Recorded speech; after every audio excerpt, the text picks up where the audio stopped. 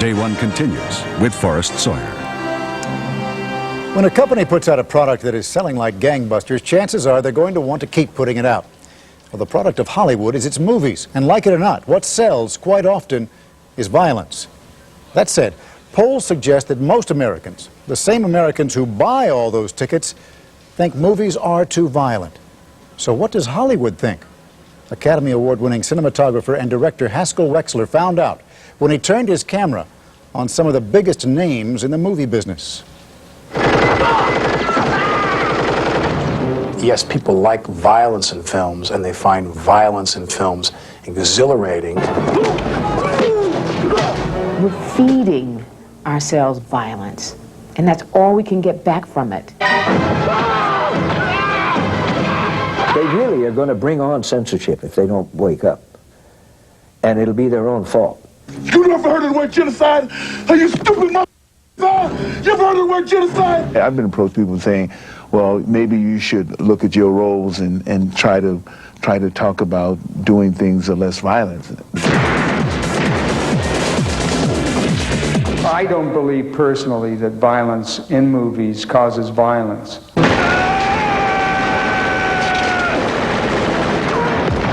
I'm almost to the point where I don't want my kid to watch television, for a lot of reasons.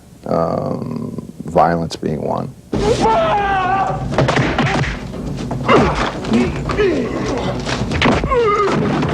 I've turned down violent films because I feel that there's already an epidemic of violence and violent films.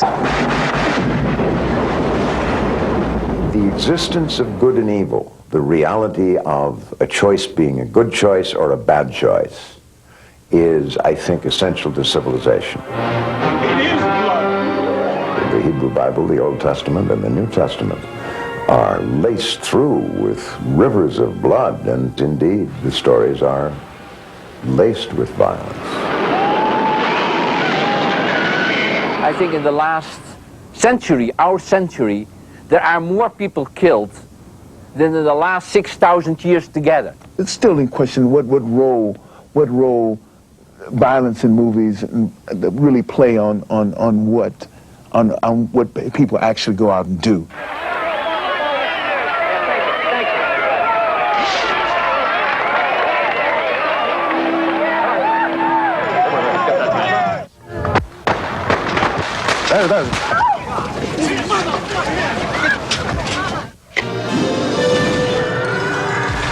An average child today, by the time he's finished elementary school, has seen something like 8,000 murders and 100,000 acts of graphic violence on movies and in television.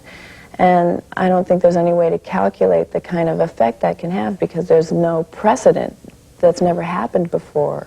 We're ending up with a couple of generations of kids that nothing triggers in their mind when they see an act of violence, a senseless act of violence that says, no, this is not right. What you will get most often in the theaters is, whoa, oh my, did you see that? We have an enormous responsibility because the medium does influence. I think there's always going to be irresponsible filmmakers.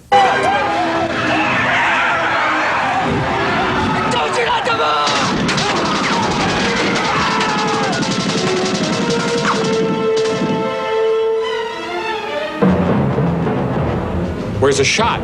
What shot? You took out the shot. Which shot is that? The money shot. Bus driver's head. The brains on the window shot. The viscera on the visor shot. Davis, we thought we'd show it to you like this, you know, without all the... Put it back. Don't show me anything. You don't need it. In Hollywood, the tradition has been that good will win out over evil, and clearly the world does not support that notion.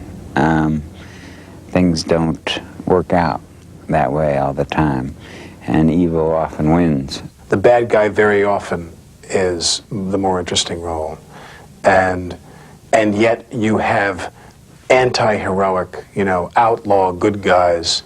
I was just talking to somebody today about how you see Bruce Willis is a very good example of somebody who has made a career out of having the suspect up against the wall, who you know is some dirtbag, and the captains and the police commissioners are there, and he says, "Yeah, Sarge, I'm just going to ask him a couple questions. I'll be right back." Boom! All right, dirtbag. And you're loving it because he's taking the law into his own hands. The bad guys are established as so vile just so that the technological violence that the good guy wields nowadays is warranted. So suddenly, there's like a scumfest on screen. If I had the budget on an average Schwarzenegger film for blood, I could make 2 good films. Just for the blood that's flying around, you know, or the body parts that they make up, you could make 2 thoughtful films that could make people think.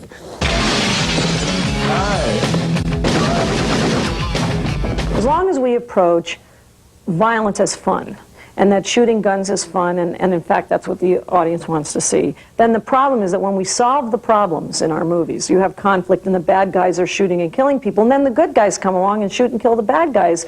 And what are we saying? If it would all be people looking at each other, loving each other, kissing each other, making babies, and the babies are wonderful, and there's never a problem between the babies and the parents, etc., etc., there would not be drama. People would fall asleep after 2 minutes. Drama is based on things going wrong.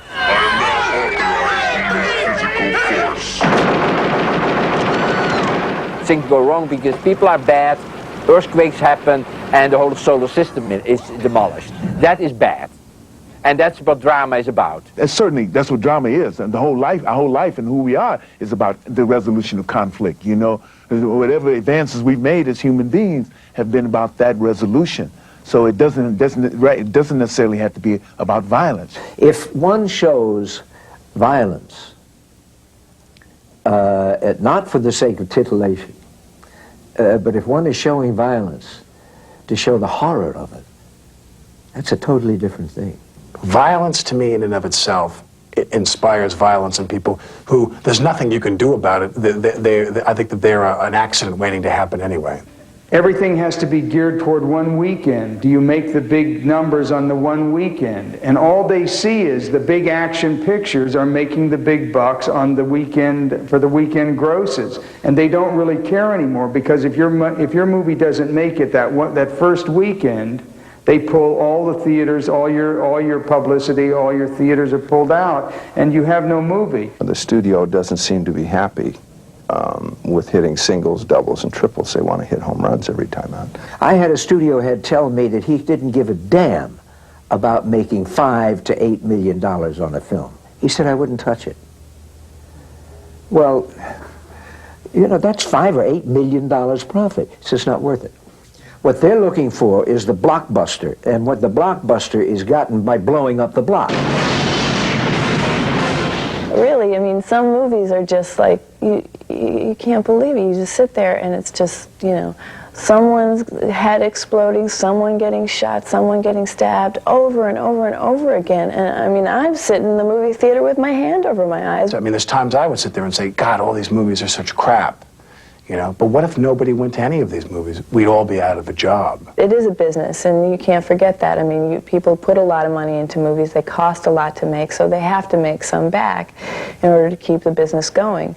But on the other hand, you know, if you're not doing it with some kind of a dream or some kind of a hope to say something, then why do it? They are making millions and millions and millions of dollars off of the ruination of the children of the world. And that's the bottom line. It's all about money. Hi, this is Michelle. Jeff and I are not in the house right now, so please leave your name and number and we'll get back to you just as soon as possible. Bye. Jeff, it is 20 minutes to 11, and Aloma and I are driving around. Just give me your money. You won't do nothing. No, give me money.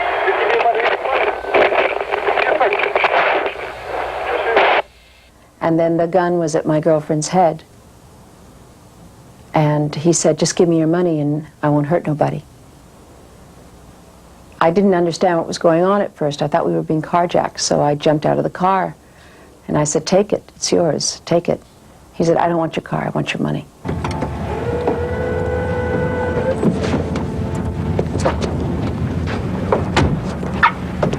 Hey! You scared the shit out of me. The Rolex. Whoa, what? The car? You want it? You got it. Asshole. I told you I wanted to watch. There's something happening to the whole society that makes that kind of violence acceptable now somehow, in a way that it wasn't when I was growing up. I went to a luncheon a few days later, and there were 24 women at the luncheon. A quarter of them had been held up at gunpoint. I was held up at gunpoint a year and a half ago at an instant teller. I've been mugged in New York 3 times, and in Los Angeles once very violently. I mean, beaten up and, you know, punched out and everything. Nice knowing you. I mean, we tell kids that we've got to get the guns out of their hands, but meanwhile, every single poster, every single bus stop has Arnold Schwarzenegger or Bruce Willis or somebody standing there with a gun pointing at you, and they're a hero, and they're somebody that we love. You know, they're somebody we cheer for. So why wouldn't you want to emulate them? I have a small child, and I watch him, and he sees a cartoon where someone holds a gun up to his head and pulls the trigger, and he thinks that's funny, and he wants to do that. The signals that you pick up from a real gun that your little friend offers you are 100% worse than the 3,000 images that you see on television. I'm absolutely convinced of that one gun you get in your hand is much more important and is much more stimulating and much more wonderful than everything you see on television through your whole life or 20 lives. In our time, in the last generation or so, the message somehow gets through that you're not responsible, that whatever goes wrong is somebody else's fault. And the acceptance of responsibility, I think, is crucial to civilization. Individual responsibility. I can't make those movies anymore. I can't make another piece of art that glorifies violence and bloodshed and brutality. I can't contribute another stone to this landslide of dehumanizing rage that has swept across this country like a pestilence. That's a mixed metaphor, isn't it? Anyway, I'm done. Kaput. Fini. No more exploding bodies, exploding buildings, exploding anything. No more shit. The question is, have you ever been a member of the Communist Party? I'm framing my answer in the only way in which any American citizen... And if that isn't what a real American is, we failed, goddammit. Shame on you. The witch hunt, I feel that Congress coming here and the senators coming to Hollywood and saying that we have violence in our movies and that the violence in the movies is the problem of the violence in the streets is poppycock. There's no way it should be regulated. It's not a product. It's not a over-the-counter drug or an automobile. As soon as there's regulation of art, there's no art. No, I don't think it should be legislated, even if it could be. There would just be underground violent movies. But I don't think it should be. But that means that as people, we have to make it unpopular. We have to not watch. We have to not pay for it. As long as you're there to buy that ticket, they will make that movie. They don't care. Hollywood does not care what your children see. You think just anyone can do what I do? You think anyone can make the crap I make? Wasn't there something about life force or life affirming, something like that? That's what Claire told me. This is life, pal. That's what I'm trying to get through your thick, sanctimonious skull. There's always been violence. There will always be violence, violence and evil, and men with big guns. My movies reflect what's going on. They don't make what's going on. You can say it's just entertainment. It's just, you know, but I mean, someone has to take responsibility. Someone has to draw the line somewhere. And why not draw the line in your own work? Why not draw the line with what you do? When I make a film, I say to myself, does this represent something in life that I can identify with? When I watch great films, I watch it and I say, that is and this might be very romantic, I say, that is life the way I would like life to be lived. We could live to our potential if we even use the medium to, you know, a tenth of the degree that it has potential to be used. You can do more than entertain. And I've been lucky enough to be in some films that have done that. That, to me, is the greatest joy of all, because you can make people think. Not just laugh, or not just cry, but you can make them think.